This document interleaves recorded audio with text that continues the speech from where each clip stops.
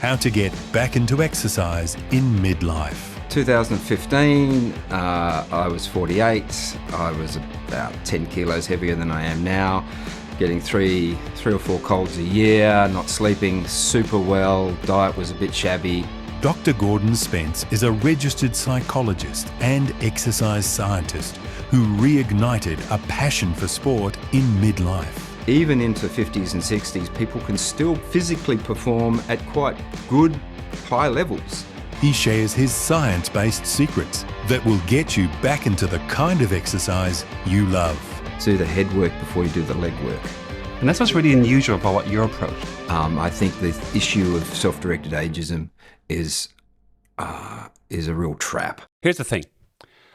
In your 30s, it's quite easy to get out of bed after a night on the town and run a 10-mile race or a half marathon.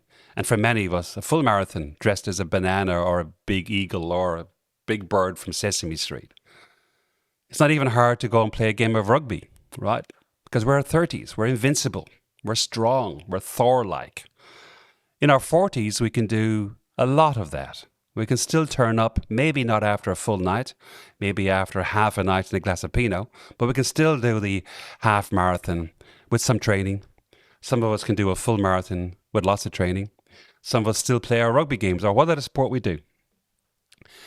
But in our 40s, it coincides with we're starting on our career ladder. We're starting to really aspire for the future. We're on the path to the future. We can see some corner office or see our own business in sight, whatever that aspiration is.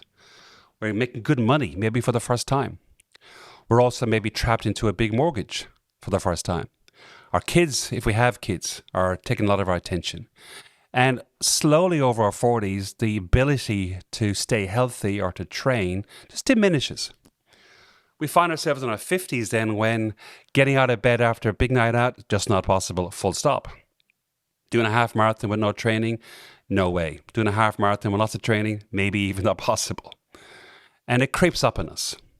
And suddenly we find ourselves maybe in our mid-50s going, hold on, I'm 20 pounds or 15 kilos or whatever it is, bigger than I was when I look at those photos. How did that happen? Some of us do yo-yos. We train really hard for one event and then we do nothing for 80 months. Mea culpa. That's been my life for 10 years. Doing a half marathon and then do nothing for a year, then try to train again and suddenly get injured. So I've invited onto the show Gordon Spence. Gordon is a psychologist, a university professor, an author and a researcher, and he teaches all about how to take up exercise again as we get older, or for many of us, for the first time. At the end of my conversation with Gordon, I'm going to share with you some of my own reflections based upon the conversation with him, based upon my own experience of me trying to do this, and maybe one or two actions or hacks for you to take away and try for yourself. From our studio in Jones Bay Wharf, Sydney, here's Pod O'Sullivan with Don't Let the Old Man In, a podcast from the Wisdom Vault. Let's start here. I often say that the age between 38 and 48 is a kind of a peak time of our life. For those of us who are following a career path, we're hitting our straps. We can see a way forward to the destination we want to get into. So a lot of us are starting to make good money, maybe for the first time. Those of us who have families, we're fully fleshed into the families. And a lot of our time is taken up doing lots of different things, and something gives. You were doing all of that very successfully, yet in your mid to late 40s, you felt quite dissatisfied. Tell us about that. 2015, I was 48. I was about 10 kilos heavier than I am now, getting three or four colds a year, not sleeping super well, diet was a bit shabby. It's a bit of a generic picture, isn't it? So I started, just one day I got a bit sick of that and decided to start running again. It's funny, we went away on a cruise for 8 or 9 days, and I undertook, this was my goal, I undertook that I would run in the gym on the treadmill every morning before breakfast, and I did it. And I came back and I'd already started to establish a pattern. And so I decided there were a few other things that I wanted to do in terms of running. And as I developed the pattern, I started to take on some 10K runs, half marathon. I decided to run the Sydney Marathon, which I did. And then I set my sights, and I was into it by about 18 months, 2 years at this point, to run 6 Foot Track. Which is the legendary trail run up in the Blue Mountains, 46 Ks from Jenolan Cave to, from Katoomba to Jenolan Cave. So I set that. It's not a flat run. No, it's not a flat run.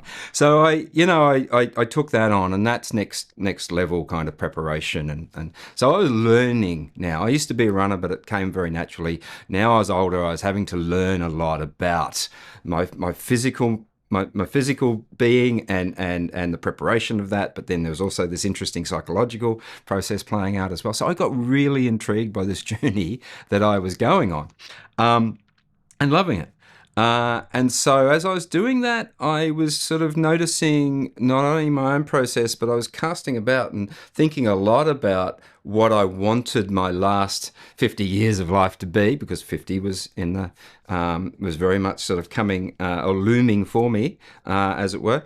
And I was noticing what other people were doing, and I just got a bit curious about that. And I decided to go out and start just sort of talk to some people in my network and do a series of interviews about people and their re-engagement with physical activity, because I'd seen some folks online on Facebook posting about things that they were doing. I got a bit curious, so I started to interview. And as I started to do that, a book idea formed in my head. As that was happening, some of that itch really felt like it needed to be scratched. And so I started looking at, well, why don't I go and do a postgraduate something in this, so I can just learn a little bit more. I had a look around, couldn't find a thing. And so I just sort of sat myself down and thought, well, if you want the knowledge and you don't have it, and this is what you need to do to get it, well, do that. So I thought, okay, had a chat to my wife. I said, I really want to do this, and found a degree that I could do that was quite close to home. I could manage. I reckon I could have managed it part-time, working full-time. So I was still with University of Wollongong at the stage. So I enrolled. I got going, and 12 years after vowing and declaring that I would never undertake a formal degree or program of study again, I found myself sitting in a structural anatomy class, getting completely bamboozled by the nomenclature around, our physical body. Yeah. So that was like super exciting. And it set in train a process that then led to me getting that degree, and then really finding, I suppose, my ultimate purpose in terms of the career, which was to work at the intersection of coaching psychology and exercise science, with a particular focus on sustainable active living. I've heard you say healthy aging isn't something that starts in your 60s or 70s. It starts much earlier. It's a lifelong process, and you distinguish between a lifespan and health span. So for those of us who are vaguely familiar with those terms, tell us what they are and what is the difference. Okay, so lifespan, I think most people understand. It's the number of years, and we often talk about expected lifespan, which is an average and often represented at a national level. So it's the number of years lived in a life. Health span is the number of years lived in a life in good health or with the absence of disease or infirmity. So good health is defined as the absence of. And one of the things that we've got much better at I'm speaking sort of more globally now, and the medical community's got much better at, is prolonging lifespan. So we're now living a lot longer than we were 50, 100 years ago. But one of the things that's not happening is there's a gap. There's a gap between lifespan and the number of years lived without illness or disease. And so this issue, a lot of work that's being done in this space at the moment is about closing that gap. Yeah. Michael Bungay Senior, originally from Canberra, now in Canada, was here a few weeks ago, and he made a comment that your last decade is pretty crap. So your job now is to start training for it. Yeah. I.e., close the gap between health span and lifespan, make sure it's relatively similar. I think that's a super astute observation. I think that's fantastic. And it's true. I think that one of the things that I've been really struck by, and there were many things that I sort of grabbed onto when I was doing my exercise science degree. And I remember a chart that head of program once put up, which showed world record times for swimming and running across 5-year increments across a lifespan. And so we're talking about elite level performance at this point, but that's fine. What we see is that, of course, as people get older, those times decrease. People get slower and slower. It's quite gradual. Where it doesn't really go south and fall off a cliff until you reach about the age of 70. Right. And I find that it really struck me when I saw this graph that, I think people often get undone by negative age stereotypes that form for them around what their capability based on their chronological age. So I'm 40, I'm 45, I'm 50, which means I can't do X, Y, and Z. Whereas if you look at the sports science and exercise science data, what you see is that people are actually sitting on a lot of physical capacity that I think goes unutilized by virtue of the fact that these negative age stereotypes upset the apple cart and disincline them to do things. So you're saying that data is people are able to maintain their capacity for swimming at a particular 50s, pace 60s. The whole way through, and then it starts slowing down at 70. And so to Michael's point that, you're training for that last decade, I absolutely get that. And one of the things that comes to my mind is that graph, that reality that even into 50s and 60s, people can still perform and physically perform at quite good high levels. And that there will be a natural decline that comes with that. But I think, to his point, the extent to which you're able to prepare for that will allow you to be able to have a relatively comfortable and enjoyable later life based on the payoff of what you've put into that point. As you know, I've started re-engaged with training the last few months because I got fascinated about this whole thing called Hyrox and the whole notion of being functionally fit. Yep. And so it's been an up and down process for me. But even as late as yesterday when I was at this particular class, I suddenly realized, I'm doing burpees. And I wasn't doing them in the last 10 years because I couldn't. But I'm doing them. I thought, that's interesting. Most people's favourite. Most people's favourite. Not. And definitely not my favourite. Right. But my realization was, I'm doing them. Yes, that's right. I was thinking about Michael's comment about train for your last decade. I'm training for my last decade now, and I wasn't able to, i.e. the capacity, the underutilized capacity you talked about is now being utilized a bit more than it was. I love the focus on the functional aspects of this. And, I think about that a lot. So one of the things I look at my garden at home. And some of the, I take on a landscape project or two. I look at the garden and I look at those projects as being my outside gym, right? And so when it comes to a project, it could be easy for me to pick up the phone and call a landscaper or whatever. And sometimes I need to do that because, there's a cap on my skill levels. But I'll often not resist that impulse because there's something of value in me engaging with that task and dealing with the physical challenge of it that's more interesting than, I've got a little home gym at home and I do some stuff in that. But I actually look at that as your exercise. Well, yeah, that's right. But I look at my home gym as a way to keep me well prepared for running, but also one that allows me to be able to do the outside stuff in other aspects of my life in ways that I can sustain and do it comfortably and safely and so on and so forth. But I love this focus on functional training. And what does that mean? Well, that means that when you're 60, 65, 70 and you want to take the green bin out and you're needing to pull and push that thing, you're needing to go up and down a hill and keep your balance and all of that stuff. that's what that's providing for you. The person who encouraged me, his name is James. He's a trainer, High Rocks champion, who encouraged me to consider training for High Rocks. Do you know how he did it? Yeah. He said to me, he said, you and your wife, Carol, you haven't got grandchildren yet, have you? I said, no. And since then we have. He said, are you looking forward to lifting your grandchild to help the child put the star on top of the Christmas tree? Yeah. I went, I hadn't thought about that. He said, this is what the medicine ball is. We pick up a medicine ball, you throw it up high. I said, that's what it's for. It's to help train you. And he said, and it's station number 8 in the High Rocks in terms of that's. Yeah, I went, exactly. Oh, you mean you're getting me to train in order to be able to play with my grandchildren? I said, that's cool. I haven't got any grandchildren yet at that stage. But once he explained it that way, it was no longer I'm doing burpees or medicine balls. It's actually I'm getting ready for later, which is a really cool thing that he did. 100%. And I think that's they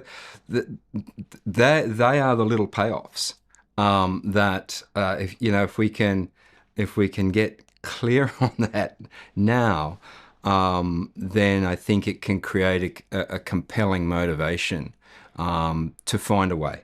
I know, particularly from a physical standpoint and being able to create and sustain an active lifestyle, that can be challenging, particularly when we're in those middle decades, the 40s and 50s. That can be really difficult to do. But, at the same time, what are we working for? What are we trying to create for ourselves? And if we're not doing that extra piece, then I think we're shortchanging ourselves a bit. In your book, Get Moving, Keep Moving, which kind of came out of that study that you did, you identified a 4-stage health activation type process, which when I read it, I went, oh, right, I get the connection. It was around the same time as this guy James was talking to me. Reflect, project, inspect, and then connect. Yep. Talk us through those 4 stages and why you figured out this is part of the missing piece. Yeah. So again, this model was sort of born on the roads and the trails of the Central Coast whilst I was running. So I did a lot of this processing while I was running.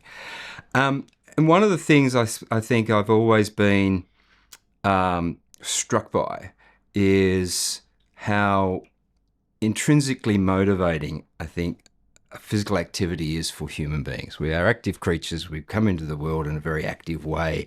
If you observe kids in a playground, 4, 5, 6, you'll see them running, twisting, pulling, shoving, doing things that develop speed and dexterity and problem solving and all of those resources that are so important for being able to live.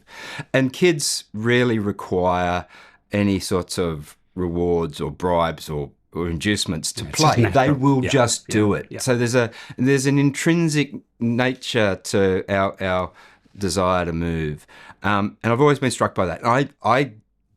I strongly believe that we all have that is something that is built into us. Now, what happens, I think, is that sometimes from a very early age we can part company with that natural impulse.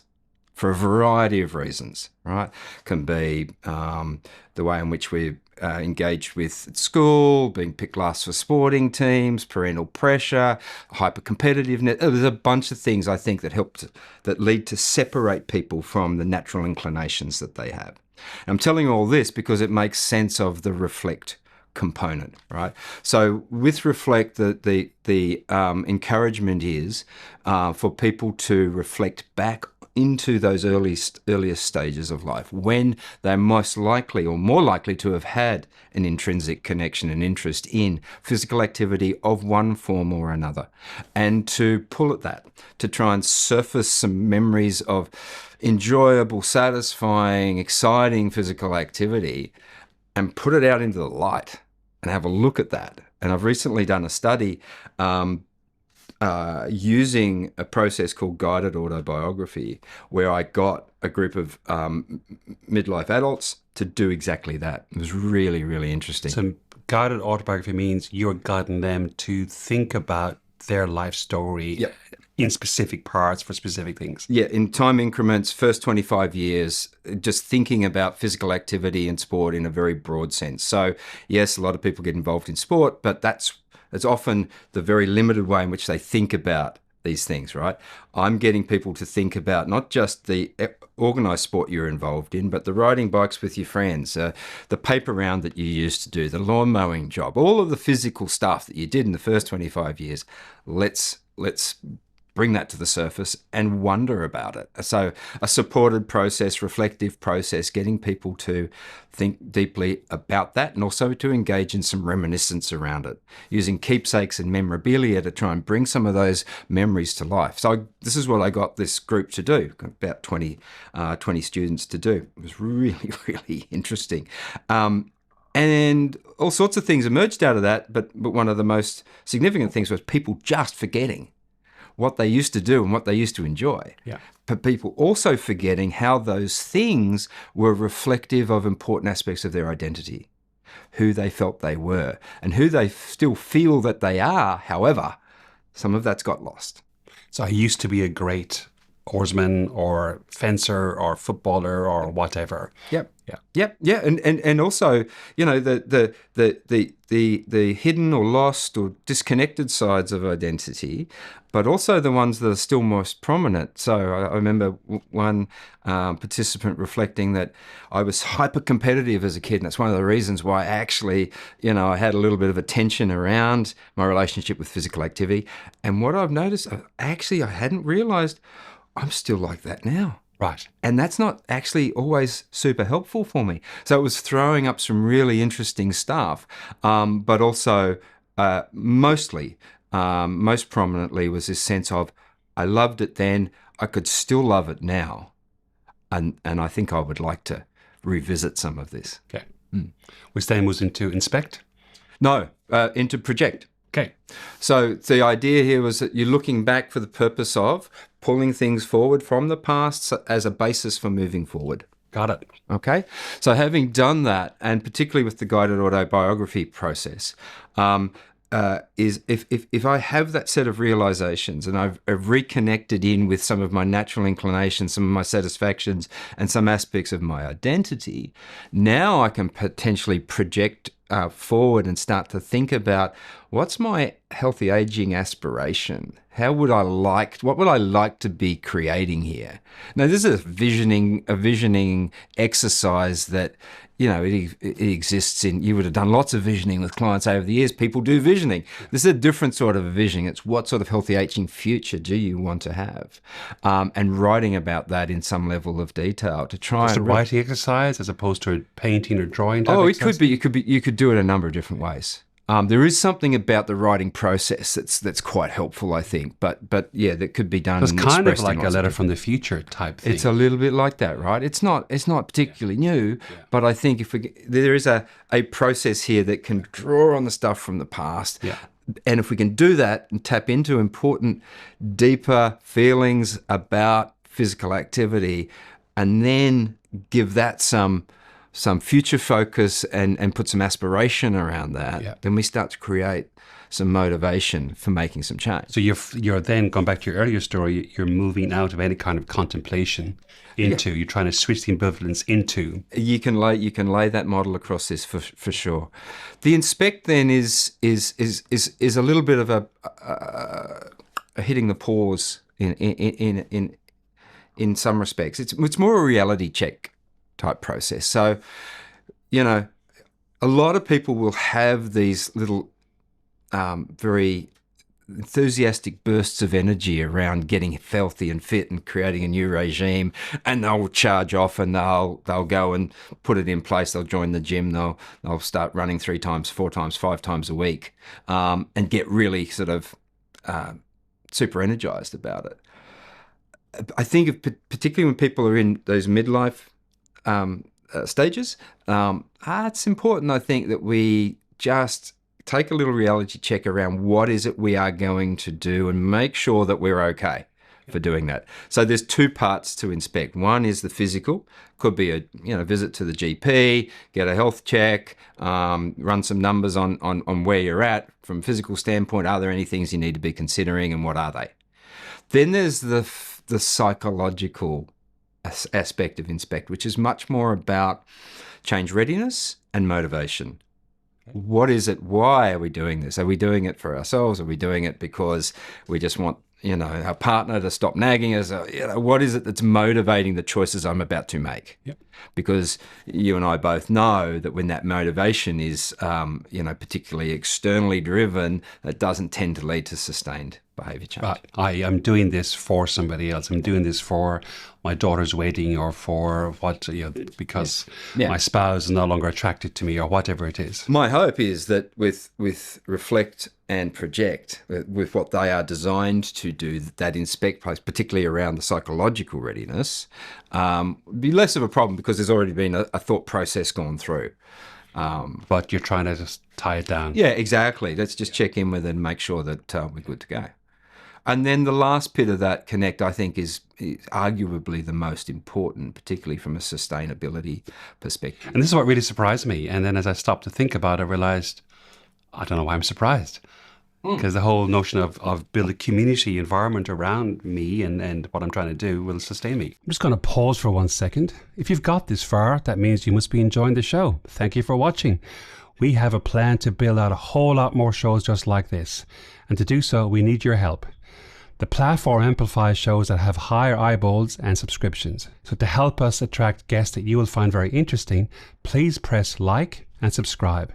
That way we can attract the guests that you want, and we won't let the old man in. Too often when people start to want to address the physical aspects of their experience and improve that, they go off and it becomes a solo pursuit, right? And they don't necessarily build a physical activity ecosystem around them. Now, high rocks and high rocks communities, that almost brings that with it. Yeah. Right? Depending on how you're engaging with it, but it's often that's already set in place. You just need to sort of tap into it. I've been active in parkrun for a long time. I know that. A beautiful example. How do I know that? Because we drove from Brisbane to Sydney a few weeks ago, and what did we do? Because you wanted to do it? We went to Standing Stones Parkrun in Glen Innes, and you were surprised, weren't you, by the Celtic influences? I was surprised by the Celtic influences of the particular town. I was more surprised about how there are communities all over the country, and not just Australia. It's an English setup. It was set up in England originally, wasn't it? Yep. Parkrun. Yep. And you were able to go onto your app and figure out, okay, we can go to this town, or we can drive 2 hours and go to that town, or we can go over here. Yep. But no matter where you are, you're able to figure out there's a community I can just drop into, because at 8 a.m. or 9 a.m.? 8 a.m. Most places 8 a.m. Saturday morning. Every Saturday morning. Be a 5-kilometre run in a public grounds. Jog or run. Right. Yep. So there's park runners and park walkers. And it's not a race. It's not, there's a lot of, I think there's a lot of myths and mystery that can sit around parkrun for people who see it from the outside and don't necessarily get involved. But there's an elegant simplicity to the whole process about how that runs. In Australia, it's very well established. Australia has the second most events of any country in the world after the UK. We have upwards of 550 events. So you don't have to look too hard in Australia to find a park run that you could participate in. But one of the things that's wonderful about it is that community aspect. People can engage in the event themselves. People can volunteer because they can't run events without volunteers. Yeah. Nobody gets paid. Everybody's welcome. It's super inclusive. It's funny, we're talking about this now. I'm going to be away this weekend. The event that I co-direct on the Central Coast, I'm not going to be there. But I was helping to get the volley group organised yesterday. And one of the ladies who's just in the last 2 months become a regular participant and volunteer. She's really finding her place. And she just messaged and she said, I'm finding parkrun to be an essential social hangout for me. And then she made a quick reflection about what was happening in her work. There's redundancies playing out and things like that. She said, this is absolutely essential for me to come and have this time out. And I'm glad it's there because it's preferable to maybe pulling out the gin bottle. Wow. Right? Wow. Yeah. As a coping mechanism for the stresses that she's encountering. And she is having an absolute ball. She is putting her stamp on her volunteer roles, and it's a key plank in her life. And that's one story of many, many, many stories that I could tell you about the importance of this thing. So And that's what really struck me. When I read your book, but also when I was going to get in your coffee while you were doing the 5 kilometer run. Yeah. But when we came back, or when I came back rather, yeah, the community sense, and for you and I, we're strangers. We'd never met these people before. No. But because it was a park run, you understood the rules, which is 8 o'clock start, and I can walk or jog, I can run, yeah, and this person will take my time, and my time will be uploaded to the app, etc., etc. The community aspect of it allowed you to not forget your run. No. Because you knew you could just join the group. And what I loved about being part of that was, as soon as everyone finished their run, naturally, people just start chatting. And when people realized that you and I were not from the area, they wanted to know where we're from and why are we up here, and you're from Sydney and da-da-da. And then one of the ladies came out, let's show you the photo book from our particular parkrun community. Yeah. So we start sharing stories, i.e. the community aspect of it, the connection aspect of it is phenomenally important for keep doing it. And what you've mentioned High Rocks. What I've noticed about the gym that I go to, which specializes in functional training, I had surgery recently, and people in the gym message me 3 times a week for 6 weeks. There you go. Yeah.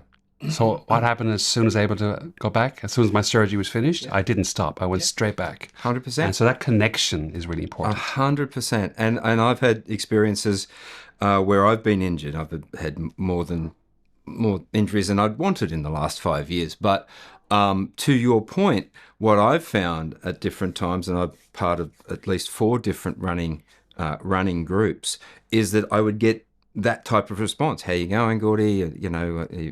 You feeling better? Is it back on track? Are you joining us again soon? Those sorts of questions, that sort of interest doesn't die away. And when I think about the ecosystem, and when I talk about a physical activity ecosystem, I'm not just talking about people.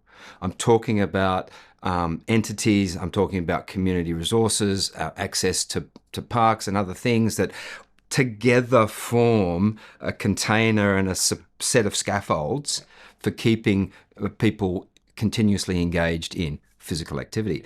And what you're describing and what I just described during periods of injury is like what happens when that ecosystem starts to pulse. Yes. Starts to pulse. It puts you back in. And supports you, even if you can't do what you might like to do. And when I've been injured, one of the things I've been able to do is go and volunteer more at parkrun. You're still there, yeah. Right, because it's volunteers. And so I've got something else I can do, even if I can't run, walk or jog.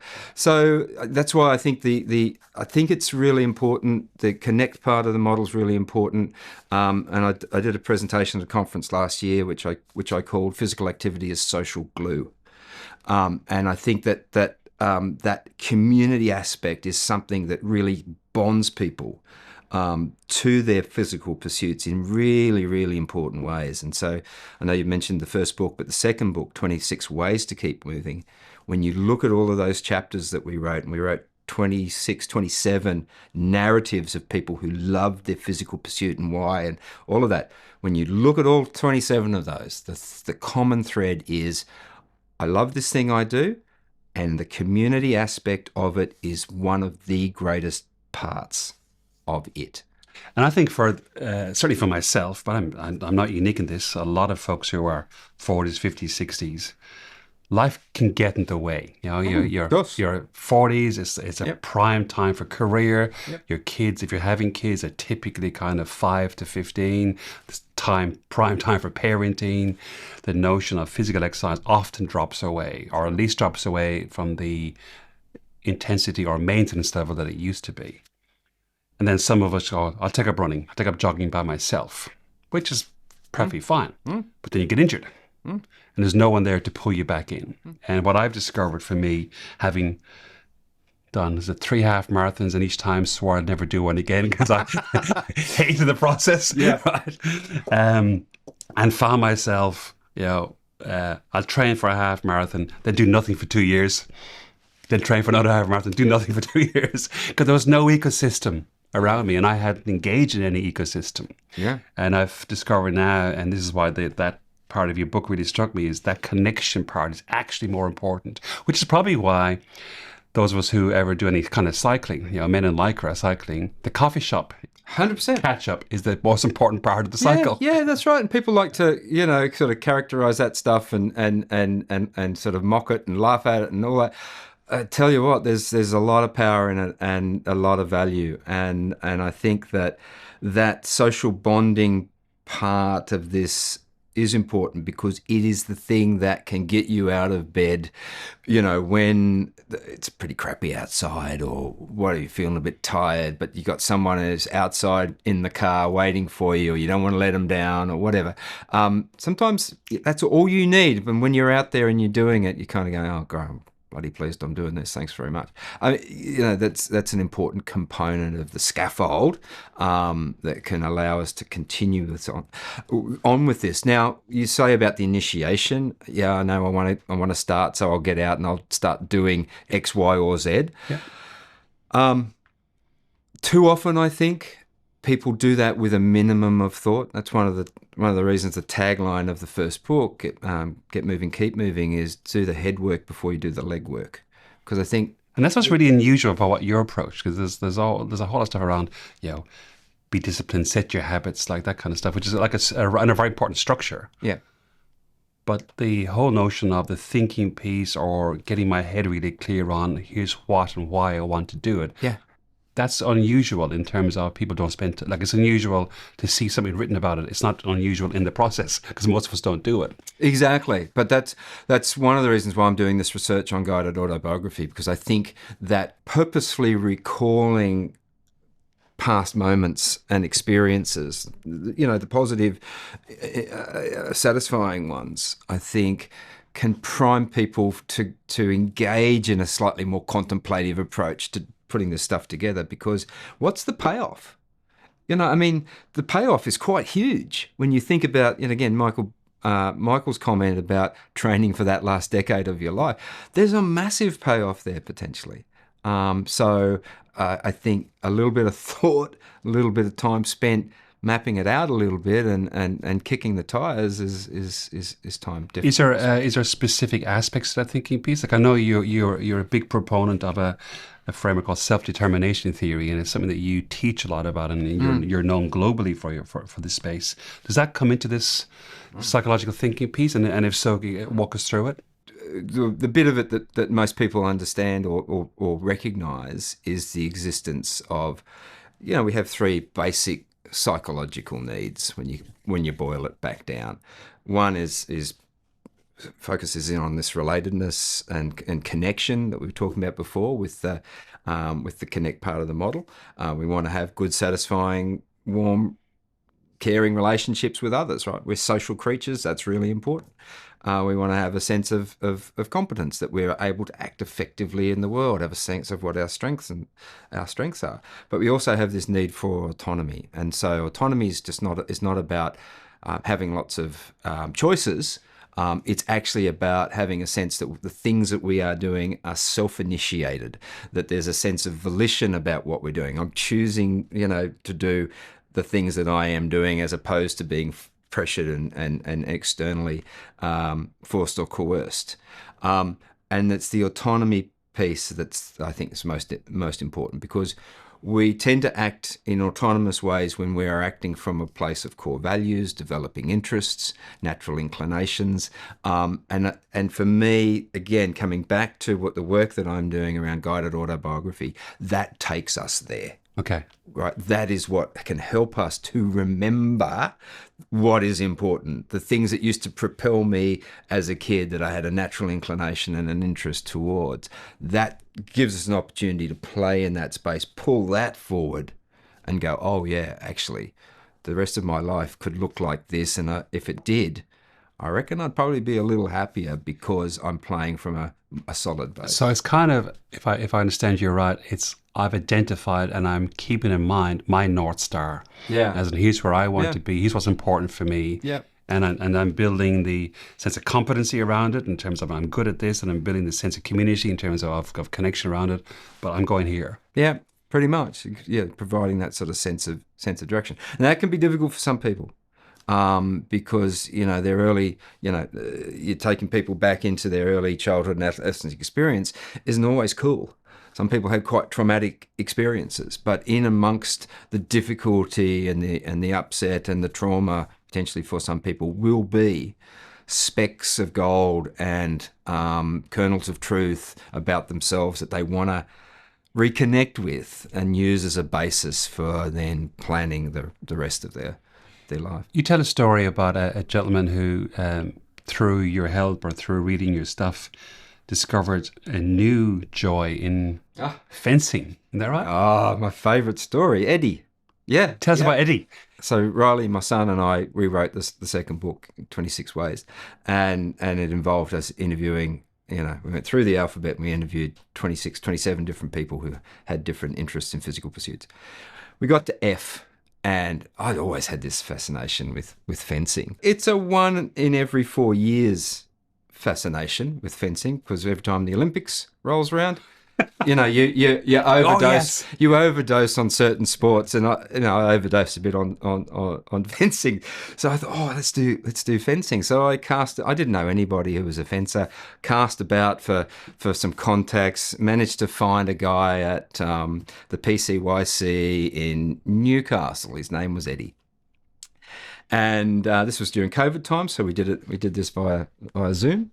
And so we interviewed Eddie, and Eddie was a really interesting case. He was 60 at the time we interviewed him, and for the first 50 years of Eddie's life, he had very, very little engagement, physical activity and sport at all. In fact, he would describe himself, he came from a family that he described as being anti-sport. So no encouragement to get involved in sport at all. Quite a light guy, got bullied a fair bit at school. So he didn't do any of that, but he threw himself into academics and music. So he was a multi-instrumentalist and, really talented fella. When he was 50, he had two teenage boys, both on the spectrum, and his GP at one consultation said, you need to find something for these boys to do. They need to burn off some energy. And so he had the conversation with his boys. What would you like to do, boys? They had a bit of a chat about it. One of the boys said, I know, Dad, I would like to do sword fighting, fencing. And so Eddie's going, oh, righto, okay. He knew nothing about it. He checked it all out. He found the local fencing club. And so he went along for about 12 months and would stand off the piste, which is where they do the fencing, watching his sons learn how to sword fight. One night, this was about 12 months in, he started to get a little bit more curious. He was paying attention to what was going on around him and thought he would give it a try. It took him 12 months to do it, but he thought he'd give it a try. So he's going every week. He's going every week, with his sons, watching. That's it. And he went over, and the first thing he noticed when he picked up the foil was how light it was, 500 grams. Now, this is a guy who was quite slight. He had some sort of hang-ups about his strength or his lack of strength. First thing he noticed was, this is light. He then started to do a little thrust and parry. He quite enjoyed that, managed to land a few hits and thought, it's interesting. I seem to be able to do this. Okay. Trying it that night led to then getting a little bit involved, to then getting a lot involved. And so in a very short space of time, he went from not fencing to engaging in going along to fencing nights, to being coached, to then starting to engage in competitions. Further on in his journey, he then started to become an organizer of tournaments. He then became the president of the fencing club. He then took it upon himself to learn all about the strategy and the history of the sport. He became a nut for fencing. Right. And he lives and breathes fencing. And I love the story because he gets an enormous amount of satisfaction out of competing and also running events and the club. But the thing I love about it is that he is a guy that if I had interviewed him 20 years earlier, he would have probably said, I'm not a sporty person at all. Yeah. Yet he had these inclinations. He just didn't know he had these inclinations, right? And he found them by accident. And I think that's a really important message and a learning for lots of us is, a lot of us think, hey, I'm now 50, I'm on the second half, and it's kind of a slow progress. About what you're telling us, and indeed the common theme of every episode in this show is reinventing yourself in your second half is actually quite easy. You've got to figure out what it is and put some effort into it. But the benefit is phenomenal if you do so. Yeah, and there might be people listening and watching this who might say, yeah, that's all fine and good if you've got, if your physical status is of good order, that you're not carrying any injuries that prevent you from doing things like Park Walk or New York marathons or whatever. Well, one of the things that we tried to do with the second book was actually capture quite an array of different things. And one of the chapters that was really interesting in regards to this was dragon boating. We interviewed a dragon boater. And what is dragon boating? Oh, so dragon boating is a competitive sport where people get in a one of those long dragon boats, and there can be up to 20 paddlers in a dragon boat with somebody on a large drum beating out the like a Hawaiian style type thing. Yeah. So those outrigger type boats. But I'm thinking of Hawaii 5-0. Yeah, not quite. But so the dragon boats, and they have festivals. They have them in Sydney. They have them all around the world. And a lot of people who go to dragon boating are transitioning to dragon boating from other sports. So the lady that Donna, who we interviewed for that chapter, she was a netballer for many years. But there are a lot of people who get involved in dragon boating who are doing it because their knees have perhaps not what they used to be, and so they can't run or they can't play soccer or tennis or whatever it might be, but they want to keep going. And the interesting thing about dragon boating is not only that it provides them with that outlet and that opportunity, but the community spirit around dragon boating is huge. Like you talked about High Rocks before, the dragon boaters are a tight-knit group. They support each other in all sorts of incredible ways. They travel a lot. They have a whole heap of fun. My point is, and the point of the second book was to look at physical activity, not the high-profile stuff, not the golf and the rugby codes and the tennis and all that, because that gets plenty of profile. But what sits below that? What's the next layer down? Dragon boating, fencing, judo, those sorts of physical activities. I think there's whole communities again that sit in and around that provide people with really nourishing opportunities to engage in physical activity, but also strengthen community bonds, social bonds. Here's a very different question for you. What matters to you now that wasn't important? Or like, what's more important for you now compared to when you were 30? I think making a contribution. And I know lots of people say that, but my sense, and I can see 60 approaching over the horizon. So there's 30 and then there's 60. So it's a good point at which to reflect on that. So I like your question. I think now, and it's taken me a long time to get there, I think I can see the contribution that I not only feel I need to make, but I want to make. That makes sense. That this is the things that I am doing now, talking to you about now, writing about, researching and teaching are the things I want to be doing. And so, it probably always mattered in the same way that most people will recognize that those are important things to do, to make a contribution and to try and add something positive to the world. But I feel like I've found that, and it's been quite a process to get there, but there's still lots of energy for it. So I still feel 30 in terms of my energy level. Yeah. So that's nice. I like that. Gordon Spence, it's always a pleasure to talk to you, and looking forward to having you back again and again, because we have so many topics to talk through, you and I. Yeah. Before we finish today, you've shared many, many insights and a huge amount of wisdom, but what would your final words of wisdom be for listeners of the show? I think it comes back down to this issue of questioning some of the stereotypes that we hold around age. I think the issue of self-directed ageism is a real trap that we can get caught in this conversation that we have with ourselves about what we're not capable of doing based on our age.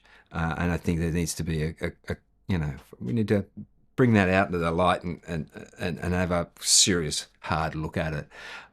Because I think we're limited only by our imagination, and the possibilities that we're prepared to entertain. So it would be around that, to keep on thinking in ways that are loaded with possibilities and enthusiasm for things, and again, grounded in the things that we're interested in and we care about. Fantastic. Thank you so much. Yeah, pleasure.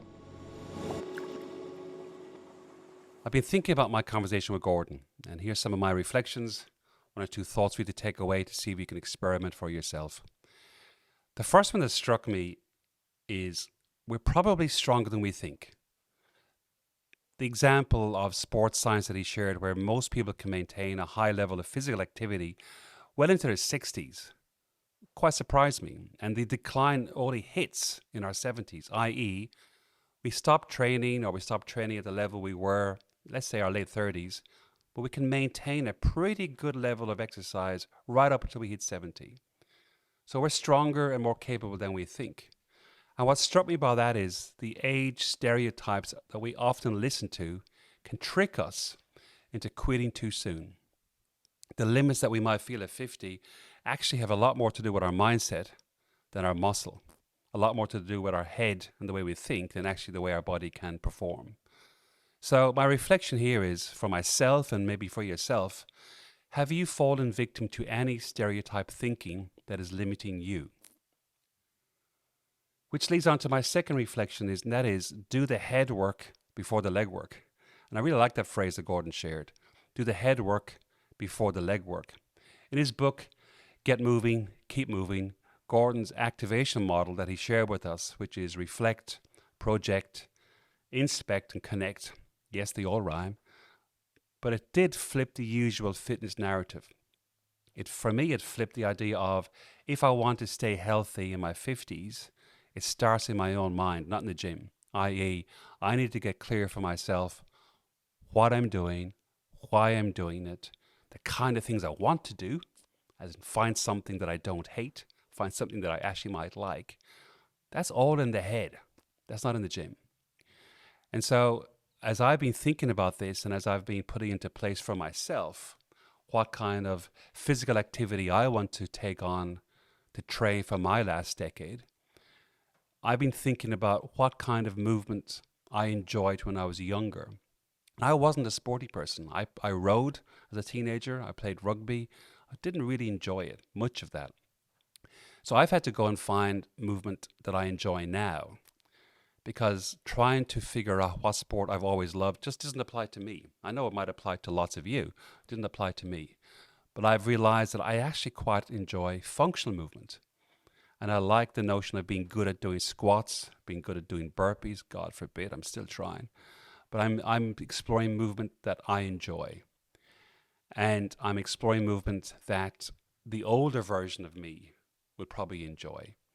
And so the notion of inspection and the notion of connecting that he talked about is, for me personally, am finding I'm getting more motivation by the group I'm hanging out with, i.e. the connection part, than the actual movement. But I'm taking the benefit of the movement. So get the head space ready before the body space. Which leads me on to my third reflection, and that is, connection is the secret performance enhancer. Longevity science is clear. Social bonds, i.e. the people we hang out with, the groups that we get involved with, they protect our health far more powerfully than any other factor. Gordon's example that we talked about in terms of park run volunteering for community running groups shows that movement with mates, finding a Saturday morning with your buddies, is the medicine. Whether you're doing park run, whether you're doing dragon boating, whether you're doing a fencing club, the community sports, the environment around the community creates belonging and accountability. And even during injury, volunteering for the same group or cheering your mates on in the same group keeps you in the loop. So training alone might be useful if you want to be a long-term marathon runner, but it doesn't support you in your less motivated moments, i.e. find an ecosystem, find a group, find a tribe, because the people around your tribe are the people who will keep you moving when your motivation fades. So fitness as I've discovered and as Gordon shared with us, it's not an isolated process. It's more of a weekly check-in with life itself, i.e. the people around us, the people around you, the group you're part of. This was really brought home to me recently. I joined a functional-based gym, BFT, Body Functional Training. And I went for about 6 or 7 weeks and really enjoyed my 6 a.m. class sessions. Then I had to have surgery. I had ear surgery recently, which prevented me from going to the gym for 8 weeks. I wasn't allowed lift anything heavier than a pint glass, is what my surgeon said to me. That made me smile initially, but then I realized she was serious. A pint glass with nothing in it. But the community group in the gym kept me motivated. I got messages from the gym manager, from one of the trainers, from one or two of my gym mates, even though I didn't know them that well, for 5 weeks. At least 2 or 3 messages per week for 5 weeks to see how I was going. Well, guess what happened? As soon as I could, I went back to the gym. That's not my normal pattern. Historically, I would have taken about 6 or 12 months before the idea of going back to a gym would have resurfaced in my mind. Now, did I go back to do burpees and squats? Hell no. I hate them. I went back to see my mates. But I am doing burpees and squats with my mates. And that's the reflection. The connection, the community is what keeps you going. And the fourth reflection that hit me as I thought about Gordon and the interview is self-directed ageism is the enemy. His parting warning was sharp. He said, we get caught in conversations with ourselves about what we're not capable of based on our age. In Gordon's late 40s, he took up running. In his 50s, Gordon shifted from participant to mentor, blending coaching psychology with exercise science to help others live sustainable, active lives. And my reflection is this. How do we challenge our own story about what's too late? Age is not an excuse. It's an opportunity for a new kind of strength. Your 30s and 40s are not wind-up times, so your 50s are not a winding down time. When we hit midlife, we are in recalibration mode. We've gathered wisdom, we've gathered experience. Now it's time to use it for impact and make sure we are preparing and getting ready for the latter end of our life. All of Gordon's work and all of his ideas circle back to one key thing, in my opinion, and that is healthy aging is not about avoiding death. It's about avoiding decline. So train, eat, think, connect now, so our final decades are lived on our terms, not in a waiting room. So the core takeaway as a summary from me, Gordon's message is practical and philosophical. It's do the head work before the leg work. Never let your age decide your ability. For those of us who are at midlife, reclaim movement as a source of joy as opposed to a source of duty. Build our health ecosystem early, stay in the community, and challenge the story that says our best years are behind us. Because the measure of a really good life isn't how long we live, it's how long we live well. Don't let the old man in.